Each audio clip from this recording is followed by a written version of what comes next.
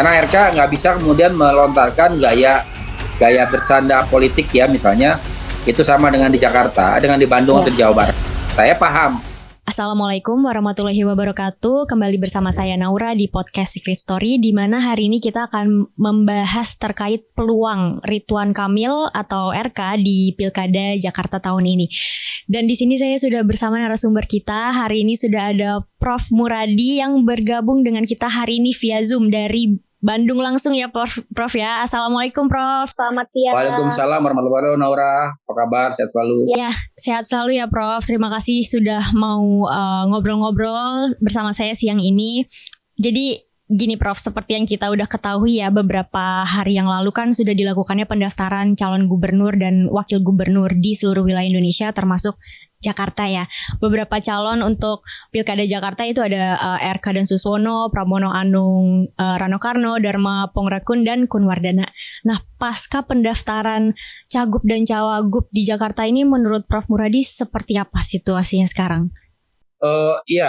Saya kira publik juga agak lega ya, karena SK ada dengan keputusan MK itu membuat pilihan jadi lebih banyak, bukan cuma sudah 1 atau 2, bahkan sekarang 3. Bahkan di Jabar ada 4 sekarang calonnya.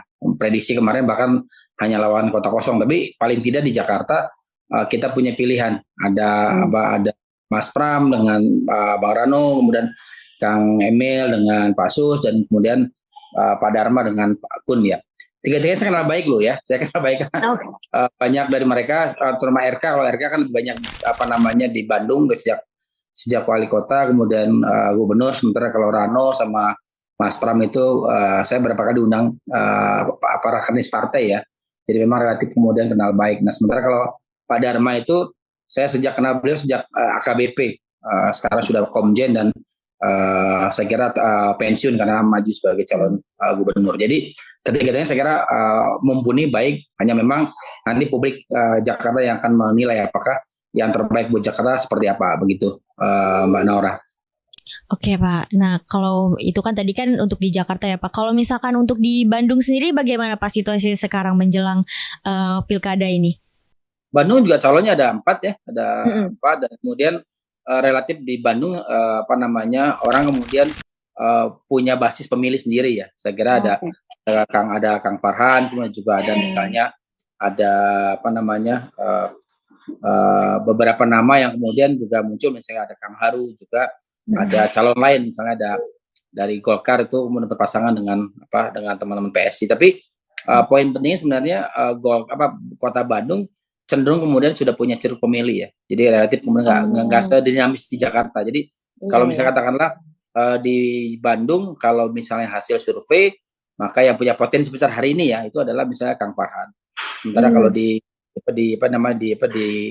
yang lainnya mungkin dalam 2,5 bulan ini akan bisa mempengaruhi arah kemana pemilih Kota Bandung. Nah, di Jakarta yang kalau dari 3 nama terakhir survei kan memang pertama Mas Anies, kemudian kedua ada Ahok ya, yang ketiga Kang Emil. Nah, 1-2 kan nggak maju nih, jadi ruangnya Kang Emil relatif lebih besar dibanding 2 calon lain kalau di Jakarta. Hanya saya bilang politik kan dinamis, kita cenderung kemudian melihat bahwa pemilih di Jakarta itu karakternya berbeda dengan di Jabar maupun di Kota Bandung ya. Jadi mungkin kalau RK harus bisa memformulasikan sebenarnya apa yang menjadi kebutuhan warga Jakarta.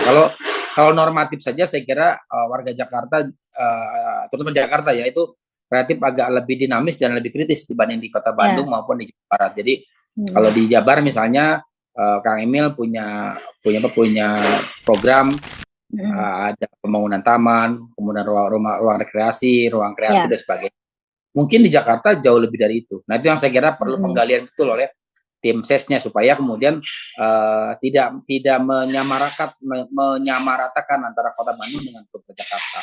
Karena saya bilang di Bandung mungkin sudah senang misalnya ada taman, karena banyak tempat-tempat yang spot yang harusnya kemudian digunakan oleh anak-anak muda untuk rekreasi, untuk ekspresi, dan untuk kemudian inovatif, itu berkurang. Mungkin di Jakarta jauh lebih dari itu. Nah, itu yang saya kira perlu pertimbangan betul oleh tim suksesnya dari Kang Emil sendiri begitu. Oke, nah Berarti kalau misalkan untuk Ridwan Kamil itu mencalonkan diri di Jakarta, berarti tetapi menurut Prof peluangnya itu seperti apa? Karena kan mungkin kita juga bisa melihat track recordnya beliau pernah di Jawa Barat juga seperti itu, Prof. Ya, saya bilang kalau hasil survei dua nama teratas kan nggak maju. Jadi hampir praktis Kang Emil peluangnya jauh lebih besar dibanding Mas Pram, Rano maupun Dharma dengan Kun ya. Tapi kan sekali lagi saya bilang, apakah suara Anies dengan suara pendukung Ahok itu mau kemana? Itu pertanyaan serius sebenarnya. Apakah dia melekat di partai politik? Apakah kan hampir semua penyokong Anies di periode pertama itu kan sekarang ada di kubunya Kang Emil. Gitu ya, hampir semua partai. Bahkan partai pecahannya juga ada di situ kan gitu. Yang kedua misalnya hampir semua proses politik itu kan juga dimenangkan oleh kutip oleh Kang Emil dengan Kim Plus itu sendiri. Jadi kalau itu dengan suara itu harusnya dia bisa kemudian lebih melebarkan saya pemilih, ceruk pemilih sekali. Tapi kan saya bilang dari awal saya selalu merasa bahwa politik di Jakarta jauh berbeda. Saya misalnya katakan dulu kita punya nama misalnya dulu Pak Jokowi ya di 2012, 2013, 2013. Waktu itu orang siapa yang menghitung Pak Jokowi? Nggak ada. Semua orang memprediksi pemenangnya adalah calon petahana waktu itu ya. Itu yang saya kira perlu dilihat dalam fase tersebut. Jadi sekarang perlu juga melihat bagaimana posisi dari RK. Karena RK nggak bisa kemudian melontarkan gaya bercanda politik ya misalnya itu sama dengan di Jakarta, dengan di Bandung atau di Jawa Barat. Saya paham. Tapi mungkin orang Bandung atau orang Jakarta mungkin naon sih apa sih orang ngomong apa gitu. Iya. Nah, yang begitu misalnya kemarin walaupun setengah bercanda tapi serius ya mau misalnya bikin ruang healing keliling. Itu kan kalau Bandung wah bagus ini. Jadi sesuatu yang tapi kalau di Jakarta ini menghina orang Jakarta. Kenapa? Karena dianggap orang Jakarta stres semua gara-gara dia. Atau misalnya kebetulan kemarin soal yang tinggal di Jakarta ya harusnya yang tinggal bapak saya tinggal di Pejombongan ya. Yang tinggal Pejombongan ya sudah kerjanya di wilayah Jakarta Pusat aja misalnya begitu kira-kira. Itu kan akan membuat publik ngamuk kan. Loh, Kang RK juga kan dari Jakarta, dari Bandung ke Jakarta cari kerja. Nah, yang kayak gitu saya kira mungkin kalau saya sebagai hampir 25 tahun lebih di Bandung sama orang Kang Emil normal. Itu bercandanya orang Bandung, orang Jawa Barat lah. Jadi satire lucu lah gitu saya nyebutnya. Tapi di Jakarta kan nggak bisa. Nah yang kayak gitu harus saya dikurangi supaya kemudian publik bisa menangkap pesannya. Kalau enggak, saya kira kuda hitamnya di Mas Pram dengan Bang Rano. Kalau saya yang lihatnya kalau terutusan RK melakukan manuver politik yang sebenarnya nggak penting-penting amat, tapi kemudian menjadi beban politik baru. Jadi ceruk yang harusnya misalnya yang katakan misalnya begini, kayak kemarin misalnya Mas Anies ketemu dengan Mas Pram dengan Bang Rano gitu. Itu menarik sebenarnya karena meski simbolik mungkin nggak semua pemilih dari Mas Anies ke Mas Pram dan ke Bang Rano. Kemudian tapi ketika diskusi panjang lebar soal bagaimana kemudian hak publik, ada upaya tanda kutip misalnya agak sedikit menyerang Mas Anies misalnya. Nah yang begitu menurut saya nggak bagus. Kenapa? Karena nggak semua orang paham dengan behind the scene atau implicit movement ya saya nyebutnya, sesuatu yang kemudian nggak kelihatan tapi sebenarnya ada gerakan gitu. Nah ini yang kira kalau di Bandung mungkin karena saya hampir 25 tahun lebih di sini paham misalnya manuver RK gitu kemana saya paham kenapa karena gocekan kalau saya di Jakarta bilang gocekan politiknya kebaca, tapi di Jakarta harus clear kenapa karena tadi multi etnik ya. Kalau multi etnik yang kemudian pada akhirnya nggak bisa kemudian diterjemahkan dalam satu fase sendiri, ada fase-fase yang lain. Saya kira tantangannya Kang RK dengan Pak Sus mungkin di situ supaya jauh lebih publik bisa menangkap pesannya gitu. Kalau misalnya bicara soal background misalnya ya kan sama-sama paham misalnya Kang Emil itu kan cenderung kemudian Vikings banget lah, Bandung banget kan itu kira-kira. Nah, yang begitu kan sebenarnya bisa di kamuflase, masih betul kamuflase dengan misalnya pendekatan yang lebih misalnya mengedepankan teman-teman Persija dan teman-teman The Jack misalnya. Kenapa? Karena Ya. kenapa begini? Misalnya contoh gini. Kenapa sih kemudian itu harus nggak usah kemudian menyentuh langsung, tapi cukup misalnya memastikan misalnya Persija main di JIS.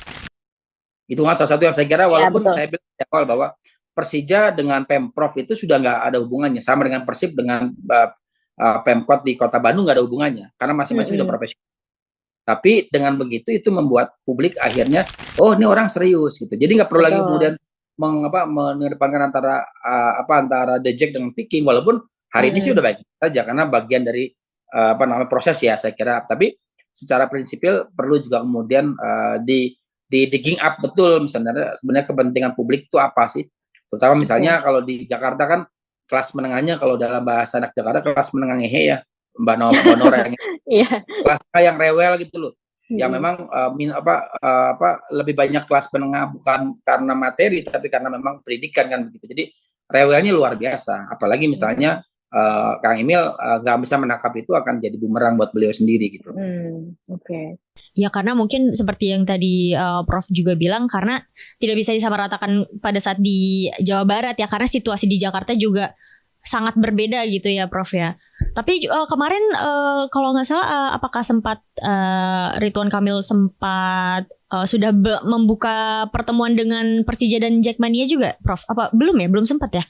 Saya kira mereka sudah komunikasi, saya dengar sudah, tapi memang kan nggak gini. Ini cerita dikit Mbak Naura, boleh ya? Boleh, saya boleh, itu Pak. sampai SMA di Jakarta. Saya itu The Jack banget ya. Saya baru merubah jadi pendukung Persib itu setelah 7 tahun. Bayangin coba. Setelah saya lulus SMA itu 4,5 tahun, kemudian baru saya menikah, baru saya benar-benar jadi saya orang Bandung, saya pendukung Persib. Nggak bisa ujuk-ujuk datang ke Jakarta bilang saya nih atau gue ini sekarang The Jack, nggak bisa. Ada situasi yang saya kira penting buat, saya nggak tahu mungkin Kang ini bisa, tapi saya sebagai orang yang lahir besar di Jakarta yang kemudian karakternya sangat multi etnik itu, sangat dinamis itu, ketika ke Bandung saya kemudian nggak bisa ngomong lu gue yang memang karakternya agak berbeda kan gitu. Tiba-tiba saya harus betul-betul mengenal betul. Bayangin saya kalau zaman-zaman dulu di Siliwangi ya, Persib main sama Persija, saya kadang-kadang juga datang diam-diam untuk dukung Persija gitu, karena waktu itu masih Persija banget kan gitu. Nah, itu yang saya kira penting untuk lihat bahwa ya pembuktiannya adalah gimana Kang Emil itu bisa mencitrakan dia sebagai pemimpin yang bisa merangkum semuanya. Apalagi misalnya gini, sampai lagi misalnya Kang Emil punya cita-cita pengen jadi capres gitu ya di masa akan datang. Saya nggak tahu 2029 atau 2034 saya nggak tahu. Tapi itu ruang itu mungkin ada. Jadi belajar memosisikan perbedaan itu sebagai sesuatu yang bisa kemudian dirangkul dalam bentuk program, bukan sebatas misalnya kulit ya, misalnya saya The Jack, saya The Jack, nggak bisa begitu. Jadi memang perlu penting juga misalnya menangkap. Saya kira kalau misalnya belajar dari Pak Jokowi ya di 2012 sampai 2014 itu kan publik ingin misalnya Jakarta lebih nyaman, Jakarta misalnya lebih bisa diterima, nggak ada penggusuran ya. Zaman dulu kan zaman Pak Foke masih ada penggusuran. Orang kemudian dicari solusi. Nah itu yang begitu yang saya kira perlu untuk dicari lebih dalam. Dari situ nanti bicara soal yang lain. Karena apa? Karena betapapun misalnya Persija, The Jack itu entitas yang berbeda, mereka juga pendukungnya ternyata lumayan banyak, lebih dari 300.000 orang kan. Suara lumayan itu kalau misalnya kemudian bisa digali lebih dalam begitu. Nah sementara kebutuhan kelas menengah ngehe di Jakarta ya itu jauh lebih rigid kalau di sini itu jauh telling ya untuk bisa memahami itu. Nah saya kira RK kalau memungkinkan itu dilakukan, saya kira menarik. Karena apa? Karena simboliknya belum dapat. Bayangkan segini, saya ambil istilah gini. Rano pernah jadi Wagub dan gubernur di Banten. Tapi citra Betawinya, citra Jakartanya nggak hilang. Bayangin ya. Sampai 3 tahun kan beliau jadi Wagub, kemudian naik jadi gubernur ketika Bu Atut kena kasus masalah hukum kan gitu. Tapi nggak hilang sama sekali. Jadi ketika kemudian misalnya Mas Pram dengan agak karakter Jawanya gitu ya, itu Bang Rano bisa jauh lebih bisa lincah dan nggak kehilangan betul. Jadi TikTok nih Iya. kalau kita kemarin misalnya ketemu Voke ya, itu kan ada gestur yang memang normal aja. Nah itu yang saya kira perlu dilihat oleh Kang Emil Mm-mm. dan Pak Asus ya, bagaimana misalnya Iya. merangkul, walaupun sebenarnya gini, orang Betawi sekarang di Jakarta ya banyak sekarang ke pinggiran kan ya, tapi Mm-mm. jangan lupa bahwa ada Betawi yang naturalisasi. Contoh sorry Iya. bukan bahasa gitu, begini dia bapak ibunya Jawa tapi dia lahir besar di sana udah 30-an tahun, udah ngerasa jadi orang Betawi. Ya Betul. jadi ngerasa udah Jakarta dan ngomongnya udah ngomong kayak Bang Mandra gitu, gaya-gaya Betawi. Udah Betawi Jadi banget itu gitu ya. betul, makanya nggak bisa kemudian, memang kalau banyak yang Betawi asli geser kan ke Bekasi, kemudian ke mana, Iya. ke Depok, ke Bogor dan sebagainya. Tapi Mm-mm. saya kira banyak Betawi yang kemudian tadi dia mungkin anggota Forkabi, FPR dan segala macam, Benar. tapi mereka tuh mungkin saja ibu bapaknya, nenek dan kakeknya adalah orang Jawa atau orang lain yang memang hidup lama di Jakarta. Jadi mereka sudah merasa jadi orang Jakarta dan jadi Mm-mm. orang Betawi. Dan itu yang saya kira perlu dilihat secara holistik. Iya. Nah, ini juga ada kan Prof, kalau misalkan disandingkan bukan disandingkan, kalau misalkan bagaimana peluang Kang Emil ketika disandingkan dengan figur Betawi gitu ya, yang tadi Prof juga bilang dengan apa namanya Mas Pram dan juga Bang Rano, itu bagaimana peluangnya? Karena kan Bang Rano kan pokoknya udah pernah jadi cawagup di Banten juga gitu, dan ya itu figur Betawinya. Nah iya, dan figur Betawinya itu sangat melekat sekali gitu di Jakarta. Nah itu bagaimana Prof? Nggak, saya kira ada dua yang keuntungan dari Kang Emil dengan Pak Sus ya. Pertama itu adalah mesin politik. Jadi sekarang itu kalau kita mau jujur, PKS kan di sana ya. Kalau sampai pelajaran saya di 2000 berapa tuh, 2014 sorry 2012 ketika Pak Jokowi maju, kemudian 2016 2017 ketika Mas Anies maju ya, itu kan mesin politik PKS jauh lebih efektif dibanding yang lainnya. Nah, saya kira Kang Emil punya ruang di situ. Nah, tinggal kemudian teman-teman yang Mas Pram dengan Bang Ranonya, mesin politiknya jalan atau enggak? PDI Perjuangannya. Jadi kalau kuat, saya kira kalau hitung-hitungan politik kan di sana jauh lebih banyak kan ketimbang namanya Mas Pram dengan Rano gitu. Jadi kalaupun memang misalnya mungkin ya harusnya calon Bang Kang Emil sama Pak Sus jauh lebih punya ruang untuk bisa bermanuver secara politik, itu karena dukungan partai politik ya.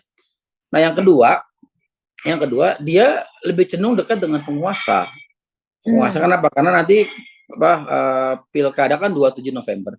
Penguasa baru ya untuk Indonesia kan ada Pak Prabowo dengan Gibran. Keduanya adalah semua partai yang ada dalam koalisinya Mas Anies, Kang Emil dengan Pak Sus itu adalah di penguasa. Jadi ada dua peluang besar.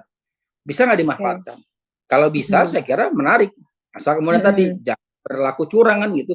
Karena kompetisi demokrasi itu adalah kompetisi yang kemudian menonjolkan gagasan, ide, program dan sebagainya. Jadi tinggal itu aja yang saya kira yang perlu diuji betul. Karena secara normal sebenarnya secara normal kalau kita mau lihat ya, walaupun misalnya Kang Emil sama Pak Sus sudah didukung di awal ya, tapi gerakannya agak terdelay dengan dua hal ya.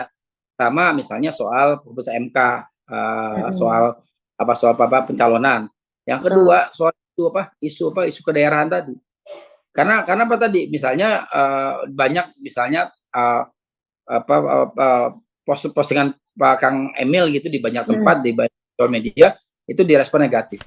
Itu jarang sekali kejadian. Saya termasuk misalnya follower Kang Emil ya di selama ya kata dari 2013 sampai 2000 kemarin ya sama jadi gubernur, walaupun pasang surut ya, ada baiknya ada buruknya gitu. Tapi normalnya nggak pernah kejadian.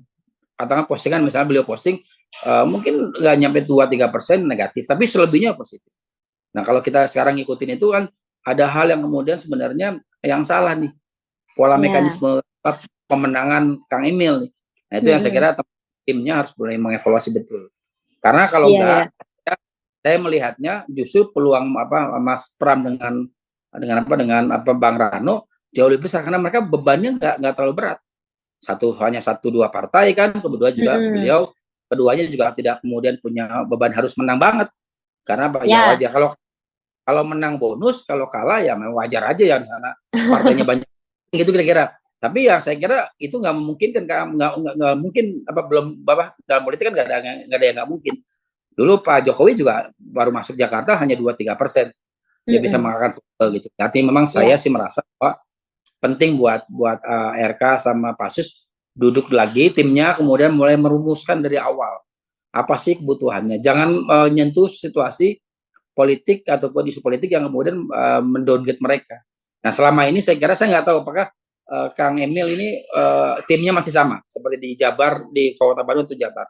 Kalau sama harusnya mereka paham betul karakter Kang Emil ya. Ngejualnya gampang lah kalau saya kalau saya politik gitu ya. Ngejual Kang Emil lebih mudah misalnya ketimbang ngejual misalnya Mas Pram gitu ya. Karena Kang Emil jauh lebih bisa diolah gitu loh.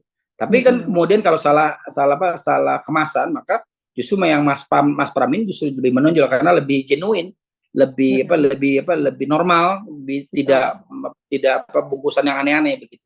Saya kira gitu Mbak Naura. Oke.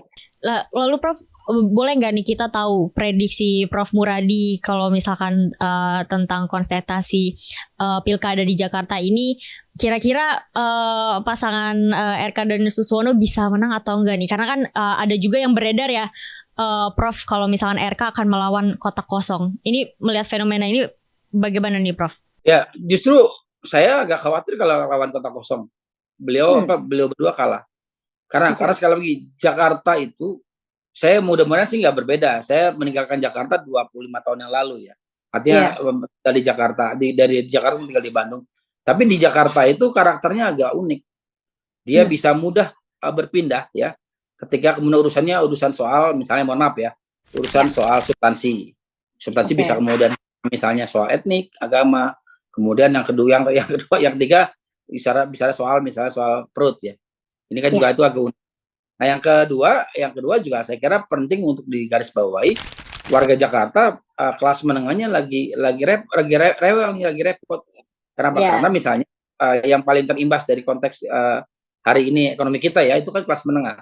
Sekarang banyak misalnya di Jakarta ya, misalnya gaji dengan mohon maaf misalnya kata 5,5-6 juta nggak cukup di Jakarta. Padahal konsesi kelas menengah di Jakarta itu adalah gajinya antara 4,5 juta sampai 50-40 jutaan lah kira-kira seperti mungkin kira-kira gitulah nilainya. Nah itu yang juga merumitkan. Jadi kalau ini kemudian tidak digarap secara serius saya kira agak repot. Nah artinya apa? Artinya ketika misalnya kemudian ada orang yang menawarkan jauh lebih normal, tidak membual-bual gitu, saya kira mereka akan mengarah ke sana. Kecuali memang momentumnya, trennya ternyata mengarah kepada pasangan calon tertentu. Tapi saya ngelihatnya kalau hari ini pilkada ya saya kira akan 50-50 masih mungkin Kang Emil masih menang sedikit lah karena apa? Karena saya lihat hari ini Mbak Naura mesin politik partai belum kerja. Kalau teman-teman di pendukung Mas Pram sama Kang Emil Mas Rano Bang Rano itu sebagian sudah bekerja. Nah, saya kira juga misalnya apakah karena memang karena saya khawatir gini. Memang kelihatan besar ya koalisi Mas Rana Bang Kang Emil ini, tapi yang bekerja cuma 1-2 partai. Itu agak repot. Paham maksud saya? Jadi saya khawatirnya cuma PKS nih karena PKS bisa punya PKS dan Golkar. Kalau Golkar kan relatif nggak terlalu kuat basis akar paling kuatnya ketimbang PKS gitu. Jadi nanti cuma 2 partai ini akan bekerja, yang lainnya ya jadi pendukung tukang sorak saja. Ya kalau itu yang terjadi, saya prediksi Kang Emil dengan Sus kalah. Kalau itu terjadi ya. Artinya masih ada setengah bulan untuk bisa melakukan manuver politik, kerja politik yang jauh lebih bisa mengambil suara yang tadi yang dipegang oleh Anies dan juga oleh Ahok. Betul. Berarti sementara waktu masih ya 50-50 lah ya Prof ya, masih belum terlihat ya. Iya, oke. Nah kalau misalkan begitu, tapi menurut pandangan Prof, RK lebih cocok pilkada di Jakarta atau Jabar nih Prof? Karena kan kalau di Jakarta juga sebenarnya kan elektabilitasnya juga termasuk tinggi juga gitu Prof. Setahun setengah sebelum pilpres ya, sebelum pemilu. Waktu itu saya menyarankan 2 ya. Pertama, kalau tidak cukup ada kejelasan di Jakarta, saya kira saran saya di Jawa Barat. Kalau Jawa Barat itu beliau diam aja tanpa partai pun bisa menang. Ya, tanpa artinya dia katakan gini, semua partai menolak untuk mencalonkan dia gitu. Dia bisa kemudian apa namanya mengumpulkan dukungan jadi dari calon independen. Itu bisa mungkin menang di Jawa Barat. Oke. Jadi harus clear dulu. Nah, di Jakarta potensial menang kan. Nah, kemarin saya sempat kemarin ketika udah nggak ada komunikasi ya, ketika kemudian masuk partai sudah oke, udah benar ya masuk Golkar dan segala macam. Tapi ternyata memang ada pusaran politik nih yang kemudian bisa jadi kemudian orang kemudian kan biasa gini Mbak Nora, kalau secara teori ya, saya bisa teori. Kerap kali orang yang dulu menjadi bagian dari rejim yang lama itu kemudian tidak terlalu disukai. Ya, artinya memang katakanlah Pak Kang Emil dekat dengan Pak Jokowi gitu. Mungkin di Jakarta orang sudahlah, udah waktunya Jokowi udah enggak, pengen cari yang baru. Bisa begitu. Kalaupun terjadi, artinya memang pusaran politik itu yang nggak bisa dicegah oleh Kang Emil. Apakah nanti dia tetap bisa survive menang atau tidak, itu mungkin bergantung pada strategi politik pemenangan timnya dan juga beliau sendiri. Kenapa? Karena sekali lagi saya bilang, ngolah Kang Emil kalau sebagai konsultan politik, kalau saya ya jauh lebih mudah dan lebih mudah ngarahinnya lebih enak lah ketimbang calon yang lain. Artinya di Jawa Barat bisa begitu. Nah, di Jakarta kalau misalnya tidak cukup bisa mengoptimalkan basis politik PKS, kan kalau saya sebut PKS karena yang punya akar rumput jauh di bawah untuk Kang Emil dan Pak Suso adalah PKS, akan nanti berhadapan dengan akar rumputnya dari PD Perjuangan yang mengusung Mas Pram dengan Bang Rano begitu, Mbak Nor. Oke. Nah, ini mungkin yang terakhir nih Prof dari saya. Saya juga mau tahu harapan Prof Muradi apa untuk pilkada tahun ini untuk di Jakarta dan juga di Jabar ya khususnya. Bagaimana nih Prof? Ya, di Jakarta saya kira walaupun sudah bukan lagi ibu kota ya, saya kira masih menjadi kota yang strategik ya, karena dia mewakili entitas Indonesia ya. Orang ngelihat Jakarta tuh ngelihat Indonesia gitu. Jadi siapapun yang terpilih harus bisa menjadi stimulator ya dari gerakan politik yang bisa menenangkan semua orang. Karena gini, demokrasi itu bukan masalah menang kalah. Hanya salah satu. Demokrasi adalah bagaimana mengekspresikan apa yang menjadi harapan publik. Dan makanya kemudian ketika orang punya pilihan yang banyak, saya kira nggak apa-apa. Karena pada akhirnya pada fase tertentu demokrasi juga akan mengarahkan pada satu titik. Siapa yang titik ya pemenang itu sendiri. Nah, artinya memang saya berharap misalnya pelaksanaan demokrasi di Indonesia, di Jakarta, di Jabar dan di Indonesia itu bisa menjadi barometer dari penguatan kualitas demokrasi di Indonesia itu sendiri. Saya kira demikian, Mbak Nora. Oke, siap. Terima kasih Prof Muradi atas insight dan juga harapannya terakhir untuk pilkada kita tahun ini. Semoga bisa berjalan dengan lancar juga ya Prof ya. Oke, jadi teman-teman itulah hasil diskusi kita, ngobrol-ngobrol kita sama Prof Muradi terkait peluang membaca prediksi ya Prof ya, peluang RK untuk pilkada di DKJ tahun ini. Oke, sampai bertemu kembali di episode selanjutnya.